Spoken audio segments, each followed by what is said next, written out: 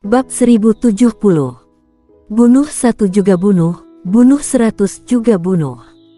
Memangnya siapa dia? Mendengar kata-kata warrior yang, sudut mata orang tua berjubah abu dan wanita cantik di kejauhan sedikit berkedut. Dimas Mo adalah master rank of martial. Rank of martial, konsep seperti apa itu? Senzu di daratan tengah, dengan populasi triliunan, hanya 50 yang bisa masuk daftar. Bisa dibilang yang bisa masuk rank of martial semuanya adalah super genius. Orang seperti ini pasti raksasa di masa depan. Dan fakta telah membuktikan bahwa itu benar, karena banyak master papan atas di Senzu di daratan tengah saat ini adalah master rank of martial saat itu.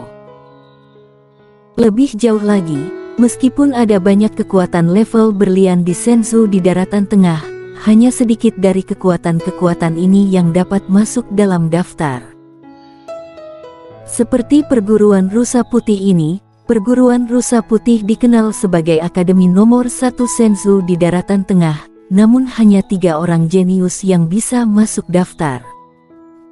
Ini menunjukkan betapa menakutkannya rank of martial. Pada saat ini, bisa-bisanya warrior yang mengatakan bahwa Dimas Mo yang ada dalam daftar ini memangnya siapa. Saat ini, wanita cantik dan yang lainnya ingin tahu seperti apa Dimas Mo di mata warrior yang. Mendengar apa yang dikatakan warrior yang, ekspresi di Lukin bertiga tiba-tiba menjadi suram. Untuk sesaat, Dilukin memandang warrior yang dan berkata, "Kamu." Dia akan berbicara, tetapi warrior yang telah menghilang di tempat. Pada saat ini, wajah Dilukin berubah secara drastis, dan belati tangannya mendadak ditebas ke depan, cahaya dingin melintas, tetapi saat berikutnya, cahaya dingin itu menghilang begitu saja, dan kemudian, sebuah tinju sudah tiba di hadapannya. Krak! Begitu tinju itu tiba, tenaga yang kuat secara langsung menghancurkan ruang di sekitar Dilukin. Ada kilatan ngeri di mata Dilukin, dia tidak pernah mengira bahwa warrior yang sudah begitu kuat, dia tidak berani gegabah saat ini, energi hitam di tubuhnya mengalir ke belati, dan kemudian dia menebas. Terang! Buk! Belati retak, dan kemudian, Dilukin menyemburkan darah, dan seluruh orangnya terbang keluar. Kalah dalam satu pukulan. Di samping, orang tua berjubah abu dan wanita cantik tercengang. Meskipun Dilukin ini hanya setengah suci tingkat tinggi, kekuatannya pasti bisa mengalahkan master pendekar suci. Jenius yang dibimbing oleh kekuatan level berlian seperti perguruan rusa putih sama sekali tidak bisa digambarkan sebagai normal. Para jenius ini memiliki sumber daya kultivasi terbaik, teknik dan keterampilan hitam terbaik, dan guru master yang tak terhitung jumlahnya. Mereka diberkati. Namun, Dilukin yang diberkati ini dikalahkan hanya dengan satu pukulan. Jailin berdua yang datang dengan Dilukin juga tercengang pada saat ini, mereka tidak pernah berpikir bahwa Dilukin ini akan dikalahkan. Dilukin ini bisa masuk dalam 20 besar fraksi hukum. Siapa sebenarnya orang yang ada di hadapan mereka ini? Kemudian Dilukin juga sedikit linglung, memang dia dipukuli hingga linglung. Dia masih sangat yakin dengan kekuatan dirinya, kecuali pendekar suci yang memang murni kekuatannya, jika tidak, dia tidak memandang pendekar suci sama sekali.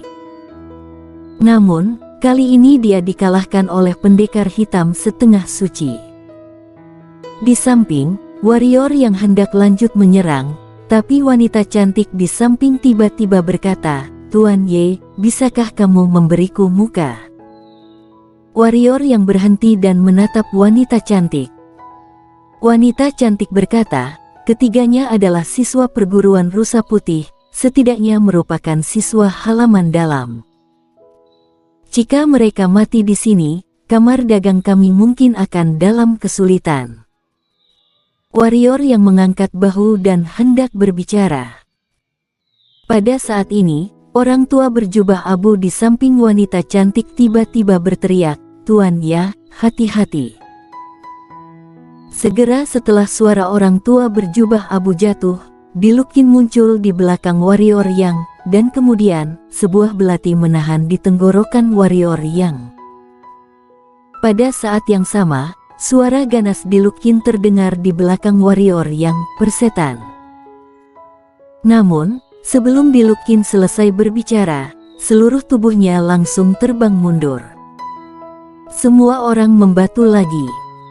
Apalagi orang tua berjubah abu itu, saat ini matanya penuh dengan kengerian. Hanya dia yang melihat apa yang telah terjadi sebelumnya, dan karena melihatnya, dia begitu ketakutan.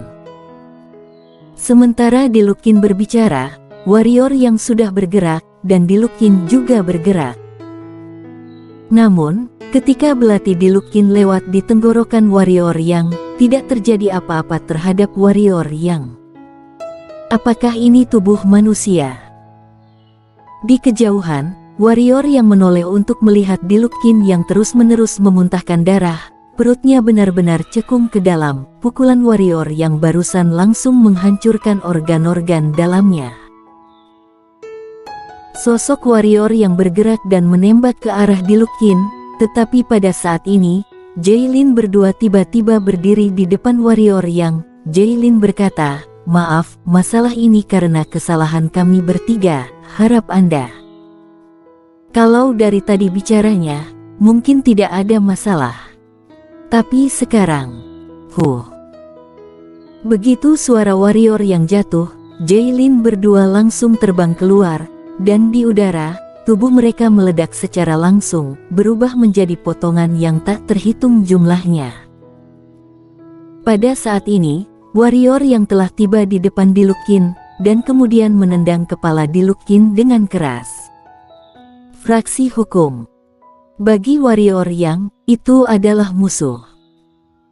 Karena, dia tahu betul bahwa jika dia mati, fraksi hukum pasti akan menumpahkan darah di seluruh kota Yunhai dan perguruan lautan awan. Apalagi kali ini dirinya datang ke perguruan rusa putih untuk berduel dengan fraksi hukum, dia percaya bahwa fraksi hukum tidak akan pernah menunjukkan belas kasihan kepada anak buahnya. Dalam hal ini, mengapa dia harus berbelas kasih? Bunuh satu juga bunuh 100 juga bunuh, bagaimanapun juga itu adalah membunuh, maka bunuh saja semuanya. Boom!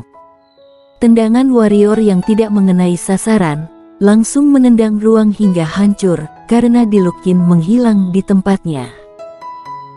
Warrior yang melihat ke langit, di sana ada sebuah tangan raksasa merobek ruang dan meraih ke arahnya.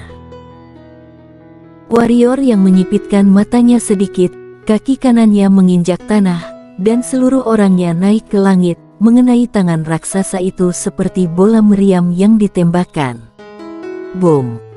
Terdengar suara keras di tepi langit, dan seluruh tangan raksasa itu tiba-tiba menghilang. Warrior yang jatuh ke tanah, dan pada saat ini, 10 kaki di depannya, satu orang tua yang memakai tunik muncul. Orang tua itu melirik warrior yang, dan kemudian memegang Diluc Qin yang ada di tanah, dan berkata, "Sebagai murid fraksi hukum, malah meminta bantuan ke perguruan, dan musuh kamu hanyalah seorang setengah suci, kamu sungguh berguna." Wajah Diluc Qin membiru, tapi dia tidak berani membantah sedikit pun. Orang tua berjubah tunik tidak peduli lagi pada Diluc Qin, tetapi memandang warrior yang, dan berkata, "Kamu berani membunuh orang perguruan rusa putih, kamu cukup berani, semoga kekuatanmu bisa menandingi keberanianmu." Saat berbicara, dia sudah akan bergerak, dan pada saat ini, wanita cantik di samping tiba-tiba berkata, "Senior, masalah ini adalah... kamu bisa diam." Orang tua berjubah tunik langsung menyela ucapan wanita cantik dan berkata dengan dingin, "Aku tidak mau mendengarkan omong kosongmu. Aku hanya tahu dia membunuh murid perguruan Rusa Putih, apalagi ini adalah murid fraksi hukum.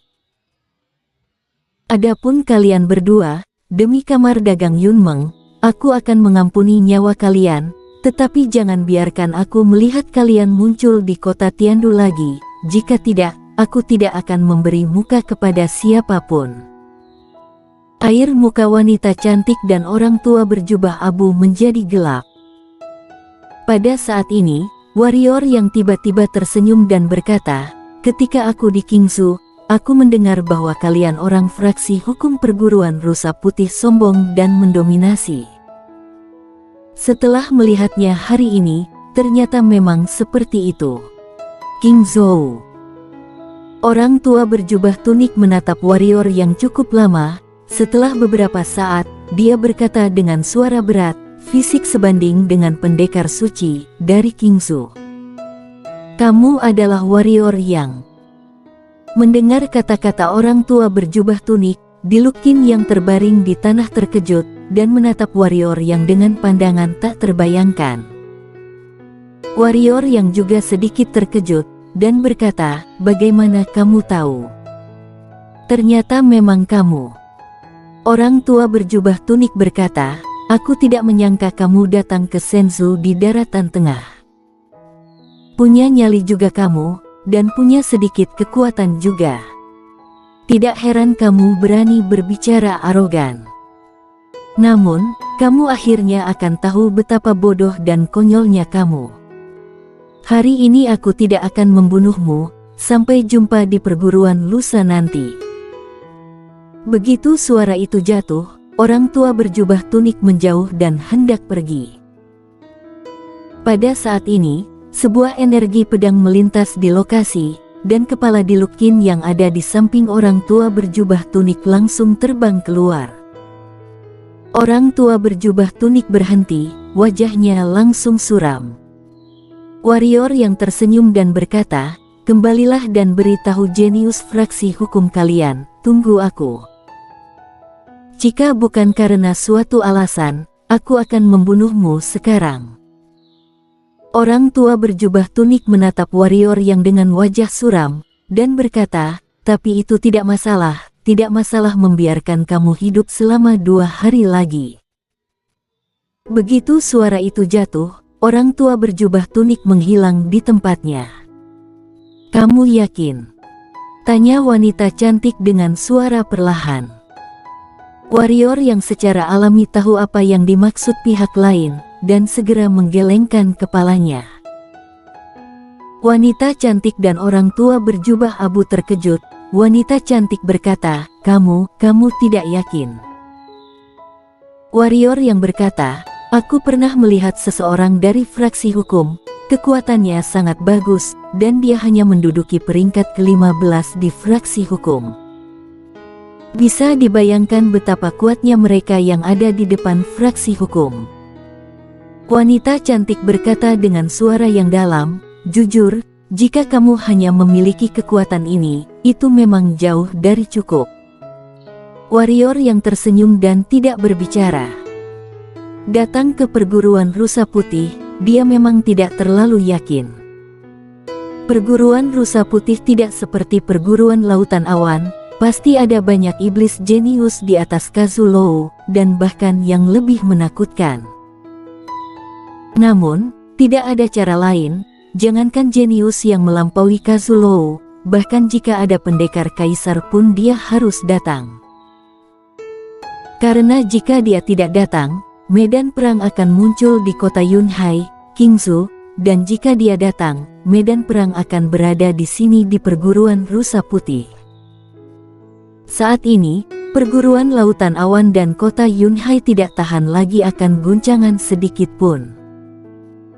Ngomong-ngomong, kamu memintaku untuk membantumu mencari tahu tentang wanita bernama Feroding. Ada beberapa berita."